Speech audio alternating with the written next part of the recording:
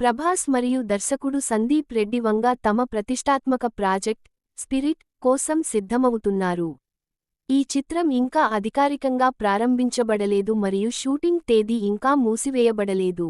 అయితే సందీప్ రెడ్డి వంగ అసాధారణమైనదాన్ని ప్రయత్నిస్తున్నాడు.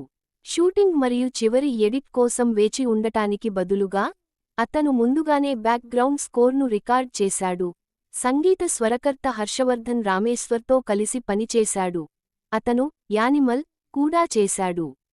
సాంప్రదాయకంగా విజువల్స్ లాక్ అయిన తర్వాత నేపథ్య సంగీతం కంపోజ్ చేయబడుతుంది.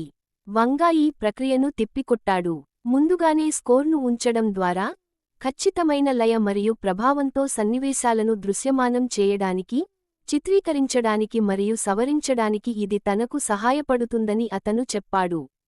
తన సొంత చిత్రాలను సవరించడంలో ప్రసిద్ధి చెందిన ఈ విధానం తన నైపుణ్యాన్ని క్రమబద్ధీకరిస్తుందని అతను భావిస్తున్నాడు. తెలుగు సినిమాకి మరియు మొత్తం భారతీయ సినిమాకి కూడా ఇది ఒక నవల ప్రయోగం. స్పిరిట్ తో వంగ పరీక్షించబడని ప్రాంతంలోకి అడుగుపెడుతున్నాడు. యాక్షన్ డ్రామాలో ప్రభాస్ ఒక పోలీసు పాత్రలో కనిపిస్తాడు.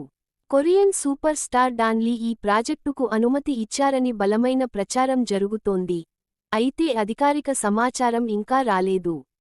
తృప్తి దిమ్రీని ఇప్పటికే కథానాయికగా ప్రకటించారు.